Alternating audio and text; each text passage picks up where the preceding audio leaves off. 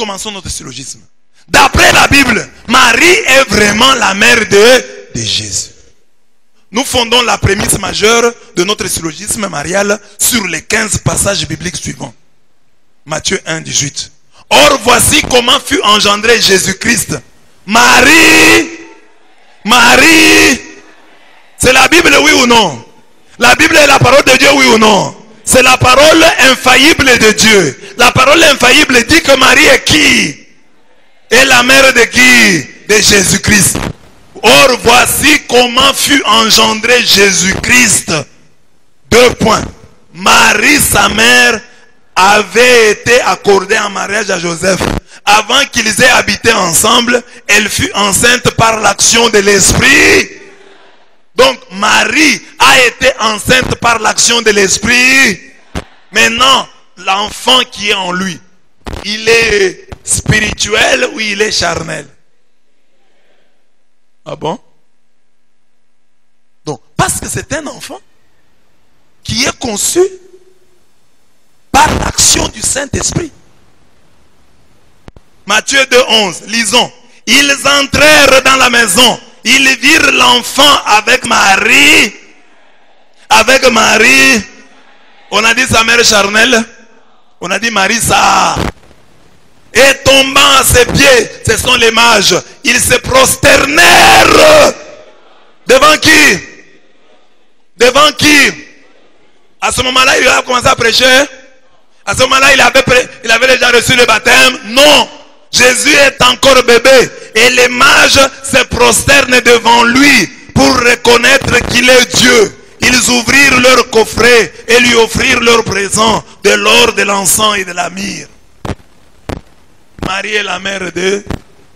Les mages ont vu l'enfant Jésus avec Marie, ça. Un autre texte. Matthieu 12, 46. Comme Jésus parlait encore aux foules, voici que sa mère et ses frères se tenaient au dehors, cherchant à lui parler. Voici que ça. Et c'est... Pour ses frères, ils disent non, ce sont ses frères. Pour sa mère, non, ce n'est pas sa mère. Comment expliquer ça? Les frères là sont les frères de Jésus. Donc Marie a eu d'autres enfants. Ce sont vraiment ses frères. Quand nous leur disons, ce sont ses cousins. Non, ce sont ses frères. Bon, maintenant, laissons d'abord des dossiers là. Bon, maintenant, c'est sa mère. Lui, il est la mère de Jésus. Oui, c'est sa mère charnelle. Ici, on a dit mère charnelle. Ici, mais pourquoi vous dites pas les frères charnels de Jésus? C'est seulement la mère qui serait charnelle. Manque de politesse notoire. Marc 3, 31. Lisons. Alors arrive sa mère et ses frères. Restant au dehors, ils le font appeler. Sa mère. On n'a pas dit mère charnelle. N'ajoutons pas, ne retranchons pas. La Bible est la parole infaillible de Dieu. La Bible dit que Marie est la mère de Jésus. Un point, un trait. Et Jésus là, il est Dieu. Nous le verrons. Luc 8, 19. Lisons. La mère et les frères de Jésus vinrent le trouver, mais ils ne pouvaient pas arriver jusqu'à lui à cause de la foule. Qui est venu chercher Jésus? La mère et les frères de qui? Donc Jésus a une mère. Il a aussi des frères. Pour les frères, il dit ça, ses frères sont ses frères. Mais sa mère, elle n'est pas vraie. Matthieu 13, 55. N'est-il pas le fils? Sa mère ne s'appelle-t-elle pas? Sa mère, on a dit quoi? Sa mère charnelle? Sa mère ne s'appelle-t-elle pas? Et ses frères, Jacques, Joseph, Simon et Jude. Je vais donner un enseignement sur les frères de Jésus. Je vais le donner. Mais je dis en bref que ce sont ses cousins. Nous allons le prouver avec la Bible. Marc 6, 3. N'est-il pas le charpentier, l'office de... Et c'est ça qui est étonnant. Hein. On dit l'office de Marie. Mais les autres, là, on les appelle jamais fils de Marie. On appelle jamais, à eux seuls, on dit la mère de Jacques, la mère de José, non. La mère de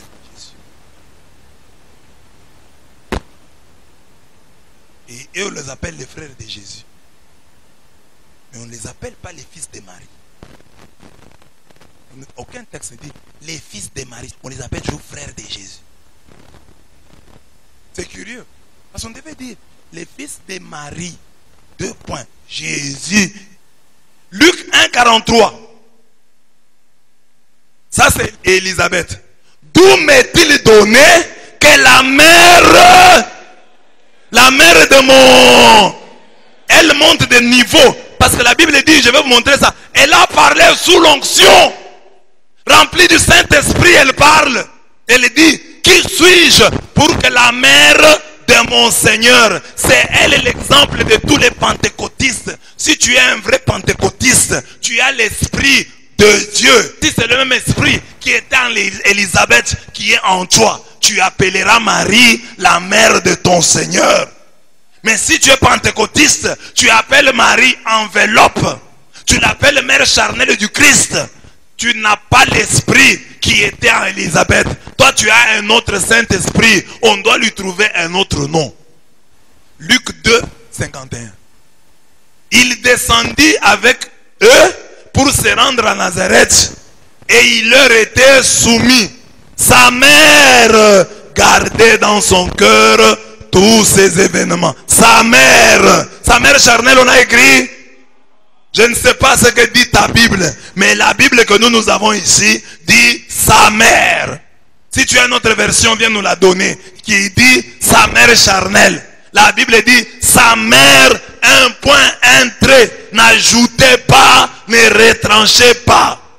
Comme Jésus disait cela, une femme éleva la voix au milieu de la foule pour lui dire: heureuse la mère qui t'a porté en elle et dont les seins t'ont nourri. Heureuse qui? La mère qui a fait quoi? Qui t'a porté en elle et dont les seins t'ont nourri. Jean 2, 12. Après cela, il descendit à Capharnaüm avec ses frères et ses disciples et ils demeurèrent là-bas quelques jours. La mère est réelle. Les frères, vous allez dire, les frères sont réels. Les disciples sont réels, mais pas la mère. Est-ce que c'était des disciples? C'était ses disciples. C'était ses frères? C'était ses frères. Est-ce que c'était sa mère? Non, c'était pas tellement sa mère. Parce que lui, Nestorius. Jean 19, 25 à 26. Or, près de la croix de Jésus, c'était né. Et la sœur de sa Marie, femme de Clopas et Marie de Magdala. Jésus donc, voyant sa mère, voyant, et se tenant près d'elle, le disciple qu'il aimait dit à sa mère: femme, voici. Dis à qui? Dis à qui? À sa mère. Dans cette phrase ici, sa mère, ce verset seulement, les 2 versets ici, sa mère revient combien de fois? Comptons. Or, près de la croix de Jésus se tenait ça une fois. Et la sœur de ça 2 fois. Marie, femme de Clopas et Marie de Magdala. Donc, Jésus voyant ça 3 fois. Et se tenant près d'elle, le disciple qu'il aimait, il dit à ça 4 fois: femme, voici ton fils. Alors il retient seulement, voilà, il dit, il l'appelle femme. Donc il ne la respecte pas. Je vais revenir. Acte 1, 14.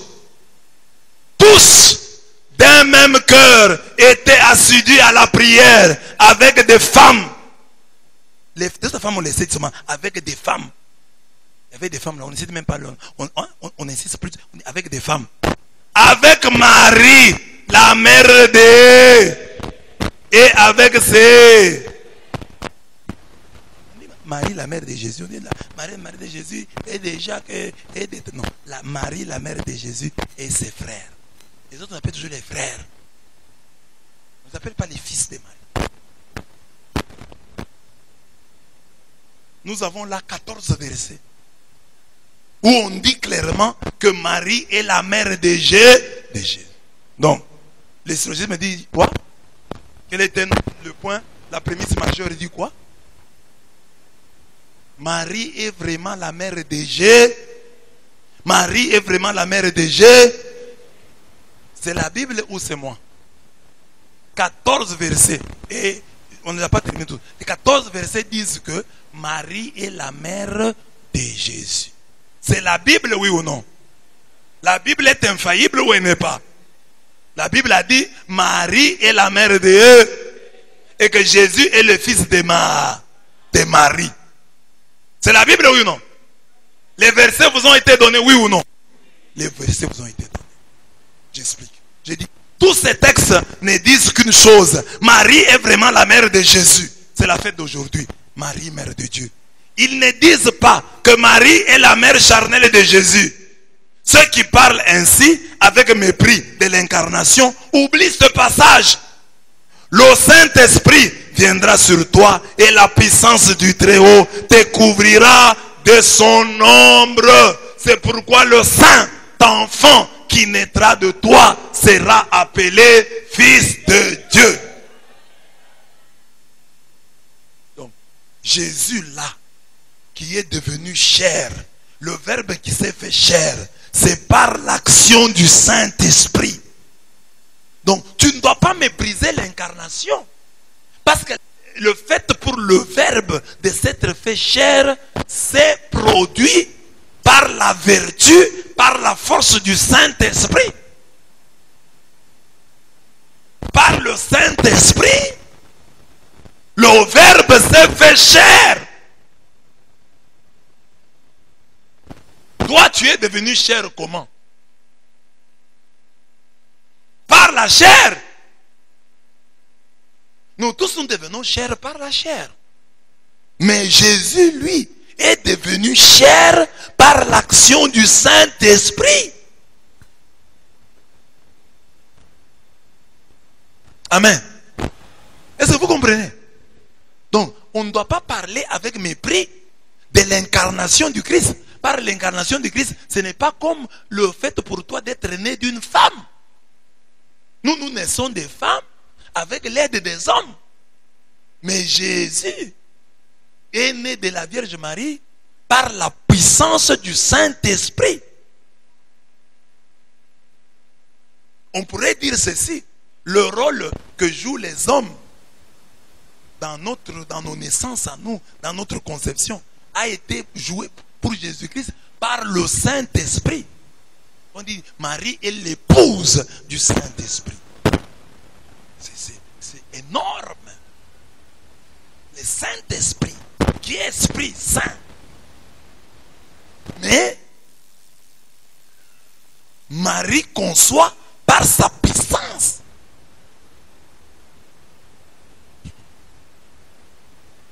Ça devrait nous étonner au lieu de nous pousser à nous en moquer. Oh, elle est la mère charnelle. Et comment Jésus a pris chair de la Vierge Marie? C'est par l'Esprit Saint. Là, c'est Luc 1,35. Le Saint-Esprit viendra sur toi, Marie, et la puissance du Très-Haut te couvrira. C'est pas un homme qui va te couvrir. C'est pas un homme, excusez-moi, qui viendra sur toi.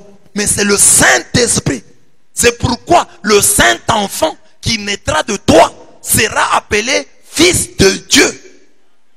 Alors, si Jésus est devenu Dieu après, le Saint-Esprit pouvait attendre qu'il naisse d'abord de Joseph, qu'il soit l'enfant de Joseph et que le Saint-Esprit commence à l'utiliser. Mais déjà à la naissance, on dit qu'il n'habitait pas avec Joseph. Joseph voulait même répudier Marie parce que la grossesse ne venait pas de lui. Marie, on lui dit, tu vas mettre, on dit, ça va se faire comment? Moi je suis vierge, je ne connais pas d'homme.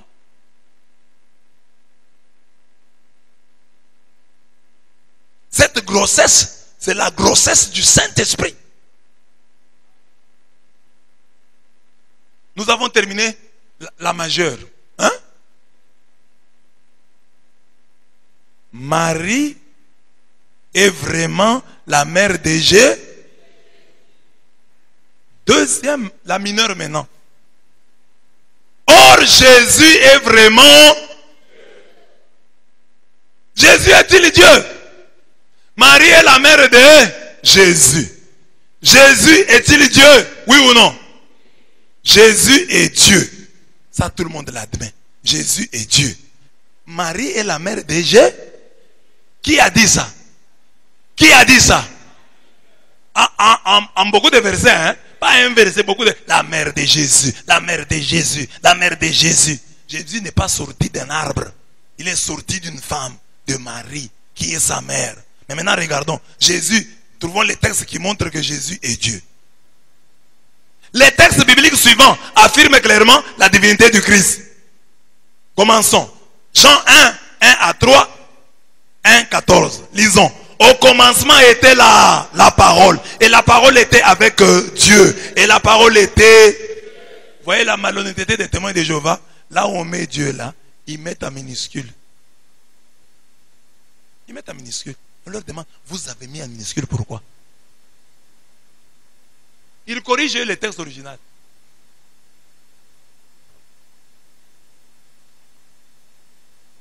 Elle était au commencement avec Dieu. Mais quelqu'un qui ne serait pas Dieu. Mais on dit, toutes choses ont été faites par elle, par la parole. Et vous dites, non, Jésus n'est pas Dieu. Quel est cet homme qui est là au commencement et toutes les choses sont faites par elle si cette personne-là n'est pas Dieu? Expliquez-moi. Toutes choses ont été faites par elle. Elle, c'est qui? C'est la parole qui était au Coran, qui était avec Dieu et qui était Dieu. Toutes les choses, on dit, toutes choses ont été faites par elle. Et rien de ce qui a été fait n'a été fait sans elle. La bouche des témoins de Jéhovah qui parlent là a été faite par la parole. Leurs jambes là, qui leur permettent de marcher et de propager le mensonge, ont été faites par la même part. Rien de ce qui est n'a été fait sans elle. La lune a été faite avec la parole. Les étoiles ont été faites. Le soleil a été fait avec la parole là. C'est qui? Maintenant on nous explique. Et la parole a été faite. Et la parole a été faite chère et elle a habité parmi nous, pleine de grâce et de vérité. Et nous avons contemplé sa gloire, une gloire comme la gloire du Fils unique venu du Père. Les autres disent que le même Jésus là, c'est lui le Père. Mais regardez le texte, il distingue, non? On dit bien que au commencement était là. La parole était avec eux. Et la parole était... Alors on dit non, la parole était Dieu, donc c'est lui. Bon, ça va, ok. Vous dites, comme la parole était Dieu, c'est lui-même là qui est le Père. Bon, on continue. On dit maintenant, toutes choses ont été faites par la parole. Et rien de ce qui a été fait n'a été fait sans la parole. Mais maintenant on dit, et la parole a été faite, et elle a habité parmi, pleine de grâce et de... Et nous avons contemplé ça. Nous avons contemplé ça. Comme la gloire du Fils unique venu du...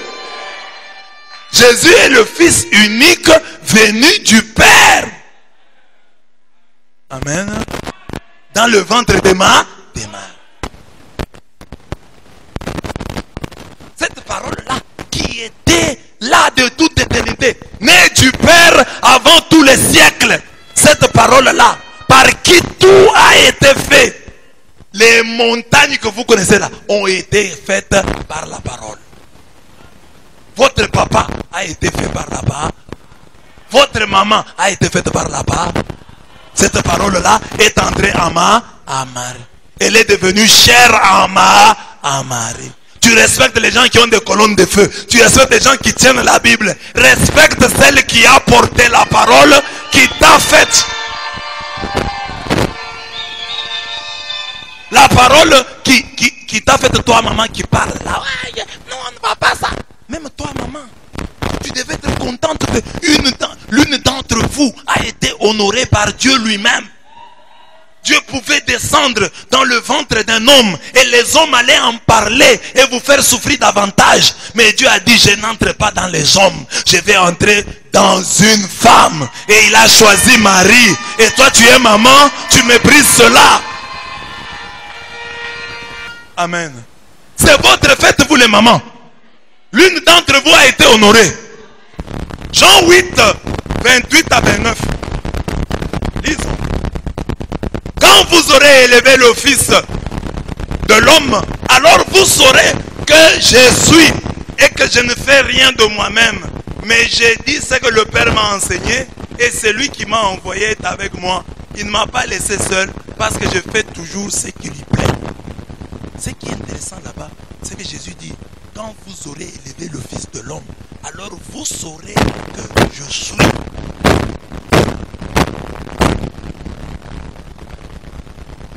Vous saurez que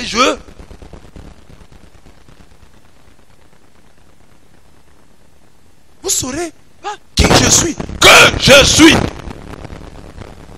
Or je suis. C'est le nom de Dieu révélé à Moïse. Ayez, Asher, ayez. Je suis qui je suis. Jésus dit, à la croix, vous verrez ma divinité. À la croix, vous ferez l'expérience de ma divinité. Vous saurez que je suis. Jean 8, 57 à 59. Les Juifs lui dirent, tu n'as pas encore 50 ans et tu as vu Abraham. Jésus leur dit, en vérité, je vous le dis, avant qu'Abraham fût, je suis. Donc Jésus commet une faute de français. Enfin. Mais il veut dire, il reprend Exode 3. Quand Moïse demande à Dieu, s'il me pose la question sur ton nom, je leur dis quoi? Dis-leur, je suis, m'a envoyé. Avant qu'Abraham fût, je suis. Écoutez, maintenant écoutez la fin du texte. Là-dessus, ils prirent des pierres pour les jeter contre lui. Parce qu'il a dit ça. Avant qu'Abraham fût, je suis. Les gens devaient se moquer de lui. Ah, il y a comme une faute de français. Bon, enfin, ou d'araméen. Mais les gens prennent les pierres parce qu'ils comprennent que là, il commence à se dire qu'il est Dieu. Parce qu'il dit, avant qu'Abraham fût, ayez, Asher, ayez. Je suis celui qui suis, ou je suis celui qui est, ou je suis qui je serai. Donc, le terme, quand il emploie, les gens comprennent qu'il renvoie à Exode 3. Quand Moïse a demandé à Dieu, s'il me pose la question, je leur dis quoi? Dis-leur, je suis. Alors Jésus dit, avant qu'Abraham soit, je suis. Je suis. Je suis Exode 3. Donc, il n'est pas le Père, mais il fait partie de la sphère divine. C'est une personne divine. C'est ça qu'il veut dire. Moi, je suis une personne divine. J'ai existé avant Abraham. C'est ça qu'il veut dire. C'est en termes clairs. Je suis une personne divine. J'ai existé avant Abraham. C'est l'usage du je suis. Égoïmi ici, ça rappelle Exode 3. Donc Jésus est Dieu. Jean 10, 31 à 33. Lisons. Moi et le Père, nous sommes un. Alors les Juifs prirent de nouveau des pierres pour les lapider. Quand il dit, moi et mon Père, nous sommes un. Les Juifs ramassent les pierres. Les Juifs n'avaient pas de blagues. Hein? Amen. Amen. Dis à ton voisin, dis quelque chose. Je vais ramasser les pierres. Donc j'ai les Juifs là. Tu dis tellement une chose. Ils ramassent les pierres.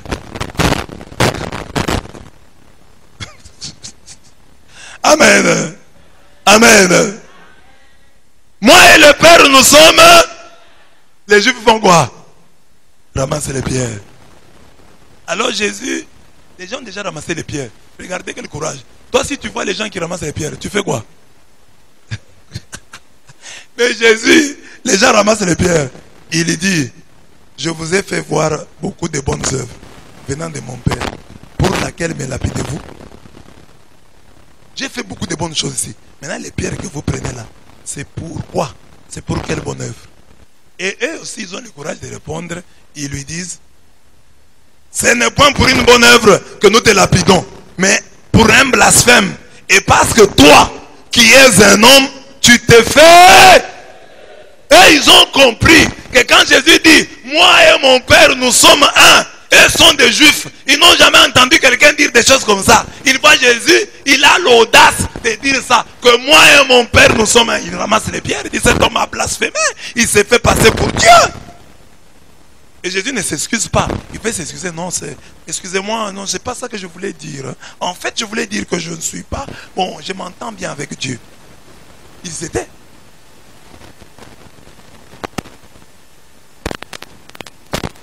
Jean 20, 28 à 29. Thomas lui répondit, mon Seigneur et mon Dieu. Jésus lui dit, parce que tu me vois, tu crois. Heureux ceux qui n'ont pas vu et qui ont cru. Écoutez ici. Ici Jésus dit, mon Seigneur et mon Dieu, Jésus dit, parce que tu me vois, tu crois. Donc, c'est une confession de foi. En disant maintenant, mon Seigneur et mon Dieu, tu montres que tu crois. Mais tu crois après avoir vu. Heureux ceux qui croient sans avoir vu. Donc, c'est une confession de foi. Thomas confesse que Jésus est son Seigneur et son Dieu. Acte 20, 28. Lisons. Soyez les bergers de l'église de Dieu qu'il s'est acquise. L'église de Dieu qu'il s'est acquise par son propre sang. Qui est ce Dieu qui s'est acquis l'église par son propre sang? Dit, soyez les bergers de quoi? De l'église de Dieu qu'il s'est acquise. Donc, c'est lui qui a donné le sang là, c'est qui? Ici on dit qu'il est qui? Il est Dieu.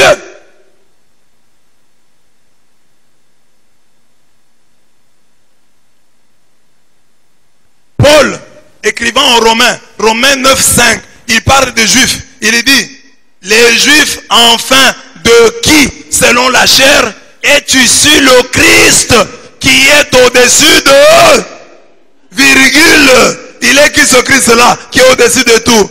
Dieu béni éternellement. Amen.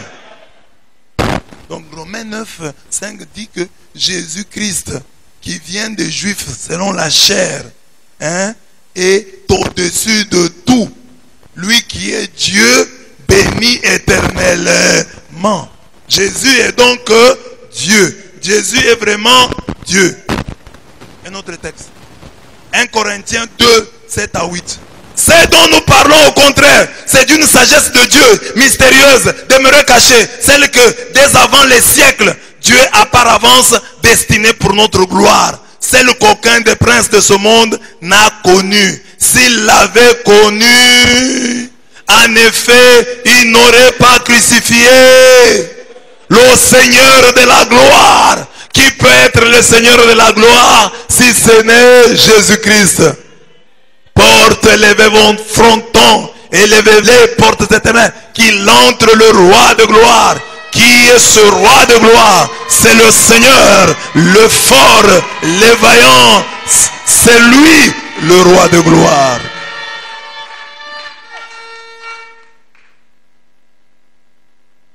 Texte suivant.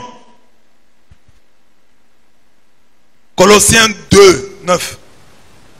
On demande de vivre selon le Christ. Car en lui habite corporellement toute la plénitude. En Christ habite corporellement quoi? Toute la plénitude de la divinité.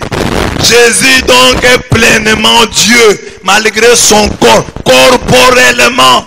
Parce que les gens méprisent le corps. Oh, la mère charnelle, comme si le corps était mauvais.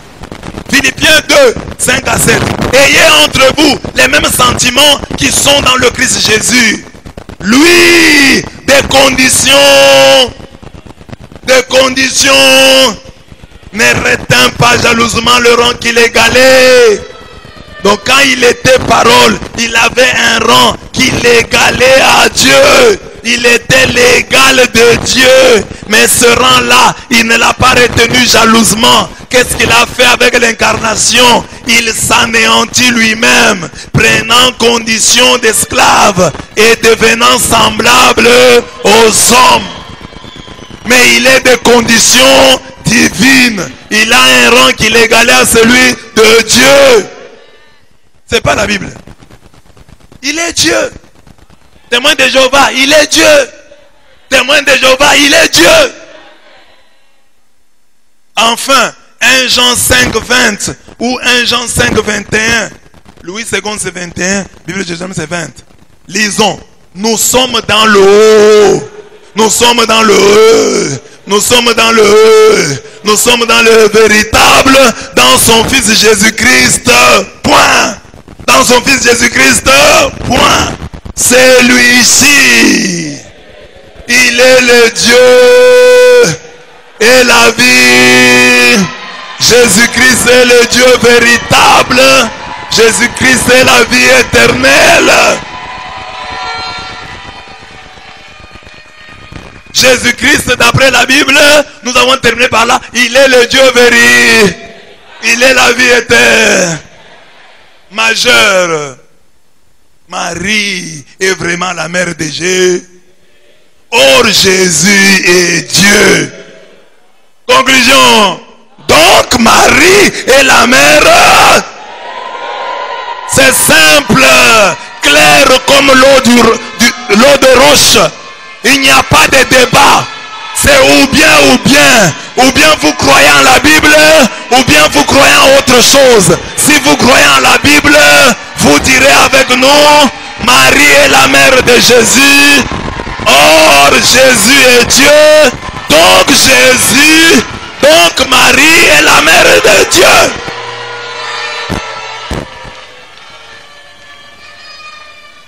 Est-ce que c'est si compliqué que ça? C'est simple. C'est pas compliqué. Donc Marie est vraiment la mère de Dieu. Parce que notre thème c'est le vraiment divin. Cherchant le vraiment. Donc Marie est vraiment la mère de Dieu. Avec de telles prémices, la conclusion est tout à fait logique. Elle nous vient de l'Esprit Saint qui a inspiré les Saintes Écritures. Le Saint-Esprit là qui a inspiré la Bible. Qu'est-ce que le Saint-Esprit a fait? Lisons. Lorsque Élisabeth entendit la salutation de Marie, l'enfant bondit dans son sein. Donc Marie a des salutations et te salue comme ça, l'enfant bondit. S'il y avait un pasteur dans ce pays, dans ton pays là, un pasteur qui te salue, tu es enceinte, l'enfant bondit. On n'allait pas parler de lui. On n'allait pas parler de lui. Mais Marie salue Élisabeth, l'enfant bondit. Que Marie te salue. Que tout ce qui est en toi puisse bondir.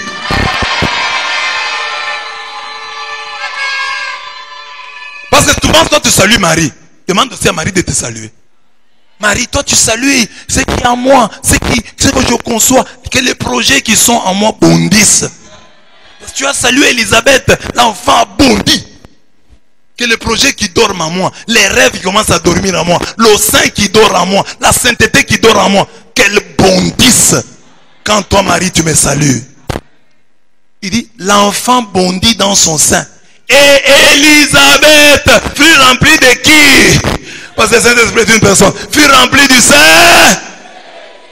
Donc c'est le Saint-Esprit. Point. Bon, maintenant, le reste. Elle poussa. Elle est remplie. Elle est remplie. Elle pousse un grand pour parler aux pentecôtistes, pour parler aux Brana, pour parler aux témoins de Jéhovah, pour te parler à toi. Il dit, tu es bénie plus que toutes les femmes.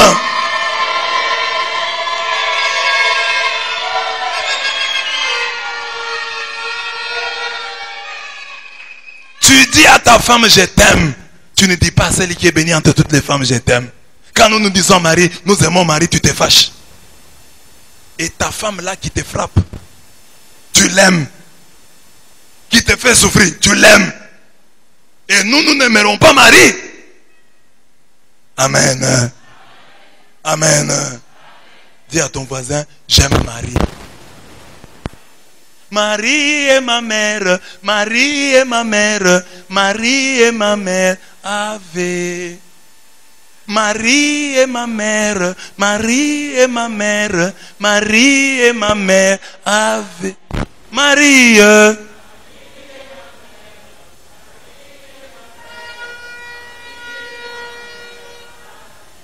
Marie est ma mère, Marie est ma mère, Marie est ma mère, Ave Marie.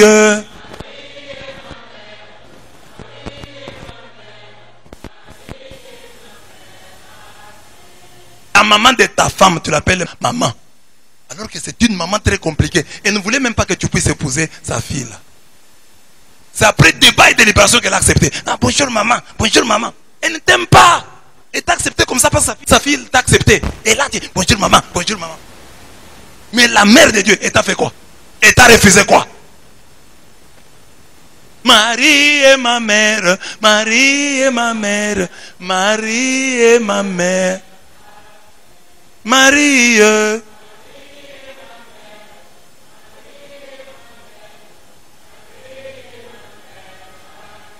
Et sous la mention du Saint-Esprit, Élisabeth dit quoi? Tu es bénie entre toutes les femmes. Et le fruit de tes entrailles est béni. S'il y avait un pentecôtiste, elle allait réagir. Non, Élisabeth, tu as mal parlé. Il fallait dire Jésus est béni. Et Marie aussi est un peu bénie. Mais le Saint-Esprit commence avec Marie. Alléluia, alléluia, tu es béni, alléluia, tu es béni, alléluia, entre toutes les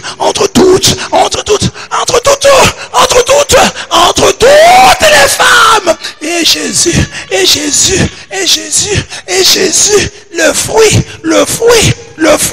le fruit de tes entrailles, est béni.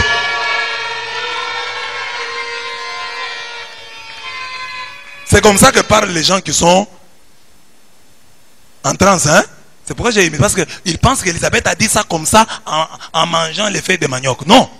Élisabeth a dit ça sous la motion remplie du Saint-Esprit. Elle dit à Marie, tu es bénie entre toutes les femmes. Si on respecte les femmes, toi tu dois être la première. Parce que tu es bénie entre toutes les femmes. Tu dépasses. Et nos femmes, maintenant nous c'est nous qui parlons. Marie dépasse et nos femmes et nos mères. Amen. Dis à la maman qui est à côté de toi, Marie te dépasse. Et elle doit dire Amen. Dis à la maman là, Marie te dépasse. Dis-lui. Si elle se fâche qu'elle parte. Si elle n'est pas d'accord, sortez. Marie te dépasse de très loin.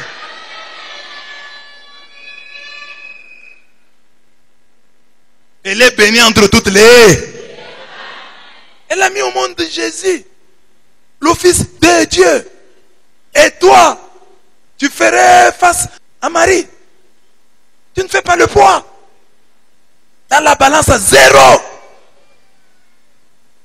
Marie n'a jamais mal répondu à Joseph. Toi, tu réponds mal à ton Joseph. Chaque jour ici, le Joseph a même maigri. Regarde ton mari comment il a maigri. Mauvaise réponse. Et Élisabeth ne s'arrête pas là. Elle dit, sous la motion, comment m'est-il donné que la mère de mon Seigneur vienne à moi.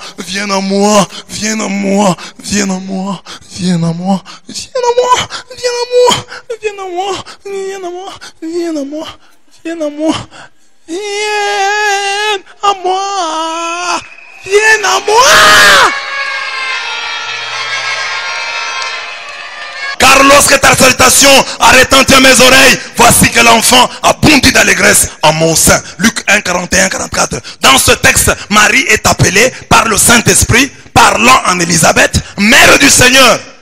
Mais pour contourner cette conclusion implacable, les non-catholiques recourent à ces textes. Ainsi, dès maintenant, nous ne connaissons personne selon la chair. Et si nous avons connu Christ selon la chair, maintenant, nous ne le connaissons plus de cette manière. Ils disent, non, vous les catholiques là, quand vous parlez de la mère de Jésus-Christ, vous êtes encore dans la chair. Vous connaissez le Christ selon la chair. Nous ne sommes plus à ce niveau-là, à chercher la maman de Jésus. Nous ne le connaissons pas selon la chair. Merci beaucoup. On va vous avoir. Nous venons. Nous arrivons. 2 Corinthiens 5, 16. Pour eux, parler de Marie, c'est encore connaître le Christ selon la chair. Merci. Quand on le connaît dans l'esprit, on découvre qu'il est Melchisedec, qui est sans père, sans mère, sans généalogie, qui n'a ni commencement des jours, ni fin de vie. Hébreux 7, 3. Bon, ils disent que Jésus est Melchisedec, il est sans père, il est sans mère, il est sans généalogie, il n'a ni commencement des jours, ni fin de vie. Bon, cette manière de voir les choses n'est pas correcte, car elle nie à sa manière la réalité de l'incarnation et ne respecte nullement la souveraineté de Dieu. En effet, Dieu aurait pu venir au monde sans passer par la femme. Mais la Bible dit, lorsque les temps ont été accomplis, Dieu a envoyé son fils né d'une femme. À la fin de l'histoire, Dieu a envoyé son fils qui est né d'une femme. Galates 4. Et nier l'incarnation, c'est devenir anti-Christ.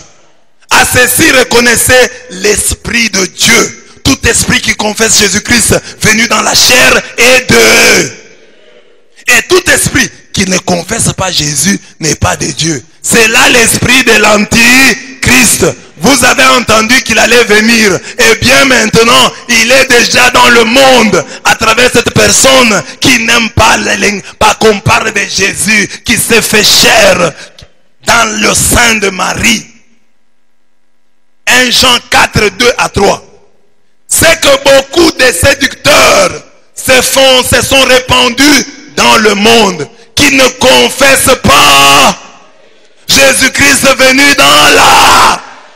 Ceux qui ne confessent pas Jésus-Christ venu dans la chair sont des séducteurs qui se sont répandus dans le monde. Voilà bien les séducteurs, l'antichrist. Donc vous n'avez pas besoin qu'on vous trompe encore. La Bible dit que celui qui ne confesse pas Jésus-Christ venu dans la chair, il est séducteur, il est antichrist. Et lui utilise les textes de Paul. Paul dit, ainsi dès maintenant, nous ne connaissons personne selon la chair. Et si nous avons connu Christ selon la chair, maintenant nous ne le connaissons plus de cette manière. J'ai expliqué ces textes. Il dit non. Nous ne devons pas nous attacher à Jésus-Christ parce qu'il est de chez nous, parce qu'il est de notre tribu, parce qu'il est juif. Non, nous ne le connaissons plus de cette manière-là. Nous le connaissons non pas comme un homme, nous le connaissons comme Dieu. N'est-ce pas? Mais comme Dieu. Nous savons qu'il est venu, il s'est incarné. Parce que la même Bible dit que c'est lui qui refuse de confesser Jésus-Christ venu dans la chair. Qui est-il? Séducteur, antichrist. Donc si vous entendez quelqu'un dire « Oh, Marie, c'est la mère charnelle du Christ », esprit de séduction antichrist, 666. Ça c'est 2 Jean 7. En méprisant l'incarnation du Verbe, ces antichrists devraient commencer par déchirer les pages de la Bible qui parlent de la généalogie de Jésus. Et on dit que Jésus n'a pas de généalogie. Il est Melchisedec. Il est Melchisedec sans généalogie. Matthieu 1.1. Lisez. Matthieu 1.1. Généalogie de Jésus-Christ. Vous qui dites que Jésus-Christ est Melchisedec, il n'a ni père, ni mère, ni généalogie. Déchirez cette page de votre Bible. Généalogie de Jésus-Christ. C'est la généalogie. Il a une généalogie. Alors, si on dit que Jésus n'a pas de généalogie, C'est simplement pour dire, là il est en train d'expliquer comment Jésus-Christ est devenu prêtre. Il veut dire, l'auteur de l'Épître aux Hébreux, tous les prêtres dans l'Ancien Testament étaient prêtres selon l'ordre d'Aaron. C'est Aaron le premier prêtre. Donc ce sont les fils d'Aaron qui devenaient prêtres. Or Aaron est de la tribu de Lévi avec Moïse. Les prêtres donc descendent, et c'est ça la famille sacerdotale des prêtres, des gens qui s'occupent des chantres, tout ça vient de Lévi. Mais particulièrement la famille d'Aaron, c'est elle qui devait donner les prêtres. Maintenant Jésus, nous savons que le Messie vient de la tribu de Juda. Alors, maintenant il y a un problème. Quand l'auteur de l'Épître aux Hébreux dit que Jésus est prêtre, on va lui poser la question. Les prêtres viennent de la tribu d'Aaron. Bon, de la tribu de Lévi, de la famille d'Aaron. Mais Jésus n'est pas de la tribu de Lévi. Jésus est de la tribu de Juda. En quel sens est-il prêtre? C'est ainsi qu'il explique que Jésus est prêtre selon l'ordre de Melchisédek. Melchisédek n'était pas d'une tribu bien déterminée. Melchisédek est venu comme ça. On ne connaît pas son père, on ne connaît pas sa mère, on ne connaît pas sa... Il est apparu comme ça. Roi de Salem. Alors, maintenant on dit, Jésus est prêtre selon cet ordre-là. Ce n'est pas un sacerdoce héréditaire qui lui viendrait d'Aaron. Son sacerdoce à lui est d'un autre genre. Il ne vient pas de la tribu, il ne vient pas d'Aaron. Ce n'est pas le sacerdoce aaronique, c'est le sacerdoce selon Melchisédek. C'est celui-là que nous avons, nous les prêtres aujourd'hui. Moi, mon père n'est pas de la tribu de Lévi. Il n'est pas de la famille d'Aaron. Mais nous sommes prêtres selon l'ordre de Melchisédek. C'est-à-dire le sacerdoce qui ne vient pas du clan, de la tribu, de la famille d'Aaron. C'est ça qu'on veut dire. C'est ainsi qu'on dit Jésus est Melchisédek. Il ne vient pas de la tribu de Lévi. Tribu qui donnait les prêtres. Lui vient de la tribu de Juda, mais il est prêtre. Selon un autre ordre. Vous avez compris? Mais ils ont compris ça littéralement, comme toujours. Mais vous savez, ils comprennent par-ci littéralement, par-là spirituellement. Quand ça les arrange, c'est littéralement. Quand ça ne les arrange pas, ça devient spirituellement. C'est toujours comme ça. On dit par exemple, Jésus a donné à ses disciples, prenez, mangez-en tous. Ceci est mon. Ceci est mon. Il a dit ceci est mon. Ceci est mon. Comme les catholiques disent que c'est le corps de Jésus, c'est le sang du Christ. Et ils refusent. Maintenant, ils disent non, Jésus n'a pas dit ceci est mon. Dans leur Bible, c'est écrit ceci est. Ils commencent à dire non. Les est là signifie, ça signifie. Ceci signifie. Mais dans ta Bible, c'est écrit ceci est. Et puis, à leur scène là, ils prennent les sucrés. Alors que Jésus a pris le vin. Dans les autres choses, nous devons suivre ce que dit la Bible. Certains même prennent le foufou. Sainte scène avec le foufou, avec les macayabs. La sauce là, c'est ça le sang du Christ.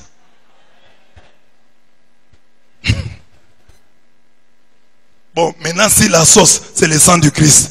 Maintenant, les macayabs là, c'est quoi? Parce que le foufou, c'est ça le corps. Vous commencez à manger même l'âme. Donc les macayabs seraient alors l'âme. Non. Là, il ne suit plus la Bible. Jésus a dit ça. Il a dit, ceci est mon corps, ceci est mon sang. Il a pris le vin, il a pris le pain. Maintenant, il prend le foufou. Quand ça les arrange, ils prennent maintenant la limonade. C'est rouge, la limonade. Mais quand c'est autre chose, nous devons suivre ce que la Bible dit. La Bible parle de vin. Il faut le vin. Et puis le vrai vin, pas Eva. Le vin.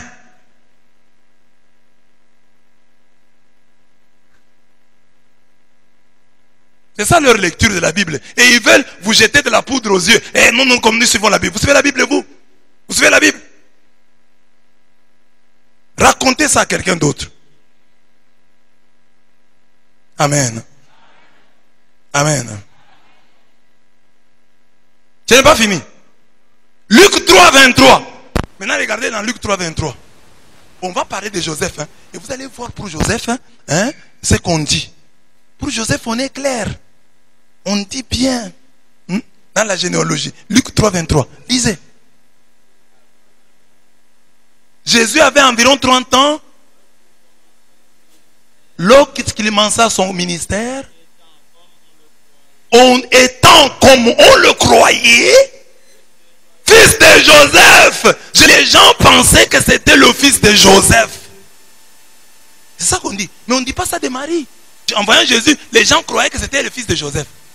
On ne dit pas, Jésus était, selon ce qu'on croyait, fils de Marie. On dit Jésus, fils de Marie.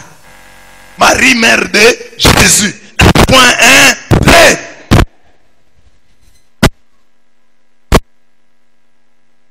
Vous avez ça, non? Alors, eux qui disent que nous ne suivons pas la chair, qu'ils déchirent la page qui parle de la généalogie de Jésus. Et vous savez, les gens des églises de réveil, quand j'explique comme ça, là, quand les arguments, quand ils sont pris par un argument, ils sautent, ils vont à l'autre argument. Mais ici, déchirer la généalogie de Jésus. Comme vous n'aimez pas la chair, la généalogie, nous sommes dans la chair.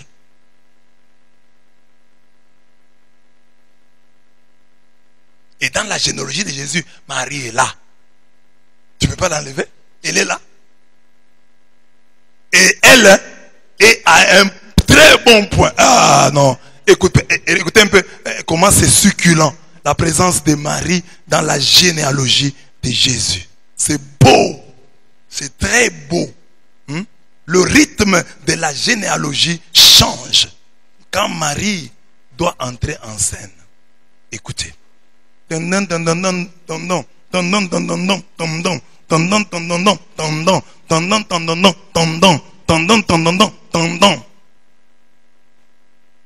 engendra Sadok, Sadok engendra Hakim, Hakim engendra Eliud, Eliud engendra Éléazar, Éléazar engendra Matan, Matan engendra Jacob.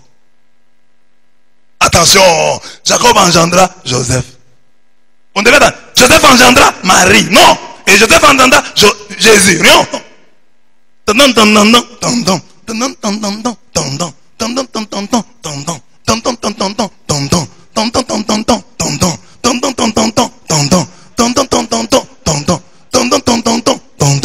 Mais ici,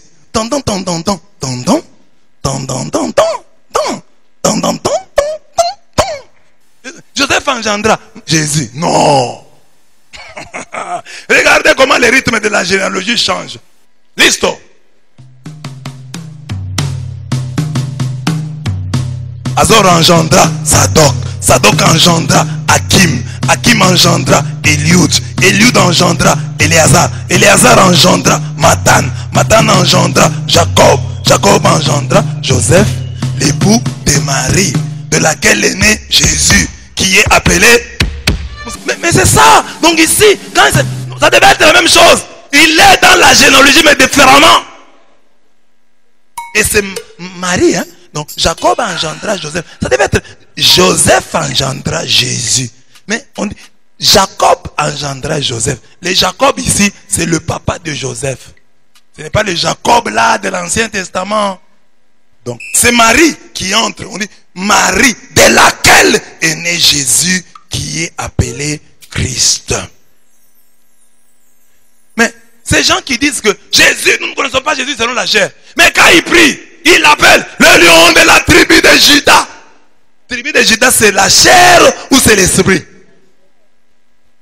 Mais tu l'appelles le lion de la tribu de Juda. Quand tu appelles le lion de la tribu de Juda, la tribu de Juda là, c'est une tribu du ciel.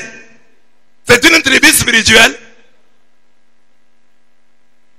Il est de la tribu de Juda. Par Marie, par David, fils de David. Et c'est ce cri, ce nom de fils de David, il est charnel. Oui, en sens que Jésus est vraiment de la tribu de par Marie. Par Marie, il est fils de David. Et David, ce n'est pas Dieu. C'est un homme de la chair. Mais des gens ont appelé Jésus sous ce nom. Fils de David. Et pitié. Et les gens ont été guéris. Les lions de la tribu de Juda. Apocalypse 5:5. Et on dit même Jésus de Nazareth. Nazareth là, c'est charnel ou c'est spirituel? Jésus du ciel. Mais Jésus de Nazareth, c'est charnel. Donc l'incarnation est importante. Que Dieu ait pris chair de Marie, qu'il soit fils de David, qu'il soit de la tribu de Juda, qu'il soit de Nazareth. Tout ça c'est important. Car ceux qui l'ont invoqué comme Jésus-Christ de Nazareth ont été visités. Ceux qui l'ont invoqué comme fils de David ont été visités. Ceux qui l'invoquent comme lion de la tribu de Juda sont visités. Ceux qui l'invoquent aussi comme fils de Marie sont aussi visités, sont bénis. Donc ce n'est pas indifférent, c'est quelque chose d'essentiel. Toute honte bue, les non-catholiques évoquent même des textes où ils croient dénicher un certain irrespect de Jésus envers sa mère. Quand Jésus dit, qui est ma mère? Ah ouais, vous voyez, Jésus n'a pas respecté sa mère. Mais si Jésus ne respecte pas sa mère, Jésus pêche. Il ne voit pas les dangers de ceux qui disent, voyez ici, il dit, qui est ma mère? Qui sont mes frères? Femme, qu'y a-t-il entre toi et moi? Jésus a manqué du respect à sa mère. Papa, vous commencez à blaguer avec Jésus parce que vous avez des problèmes avec les catholiques. Vous commencez à dire Jésus a péché.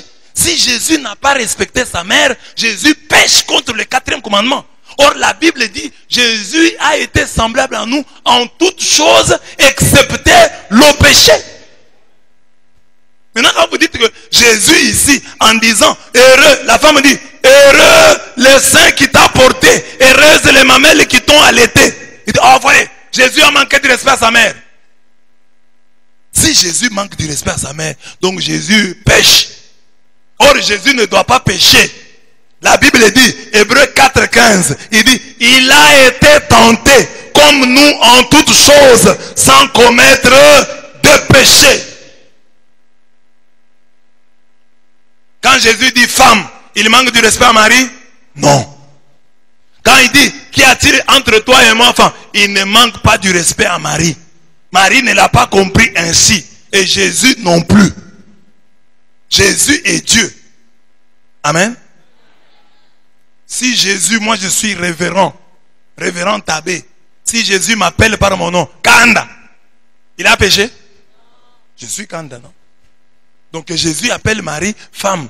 C'est normal, Jésus est Dieu. Il est le créateur de Marie. C'est normal. C'est vous qui m'appelez curé, révérend. Mais Jésus, c'est bien ici. Blaise, viens ici. Kanda. Je ne vais pas en faire un problème. Oh, Jésus a manqué de respect. Jésus est Dieu. Dois-tu te respecter, toi? Tu peux appeler femme, c'est normal. Mais nous avons des textes de la Bible qui disent Jésus était soumis à ses parents. Parce que Jésus c'est un modèle. Donc c'est toi qui comprends mal les textes. Parce que Jésus ne peut pas pécher. Donc ce n'est pas un péché. Parce que Jésus est Dieu. Ce n'est pas un péché. Parce que Jésus n'a pas péché. Amen. Amen. Nous avons donc terminé là notre syllogisme. Qu'est-ce que nous avons dit? Premier point, nous avons voulu montrer que Marie est vraiment la mère de Jésus. Nous avons prouvé avec les versets de la Bible. Deuxième point, nous avons dit Jésus est vraiment Dieu. Et nous avons conclu, si Marie est la mère de Jésus et que Jésus est vraiment, donc,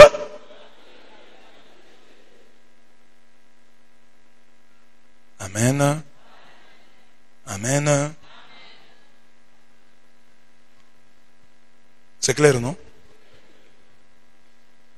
Donc vous avez de quoi, vous les catholiques d'abord, croire que quand vous dites Marie, mère de Dieu, vous ne commettez aucune erreur. C'est vrai. D'autant plus si Jésus est Dieu, Marie est donc la mère de Dieu. Parce que Marie a conçu Jésus et a enfanté Jésus. Amen. Dis à ton voisin, Marie est vraiment la mère de Dieu. Acclamons la mère de Dieu.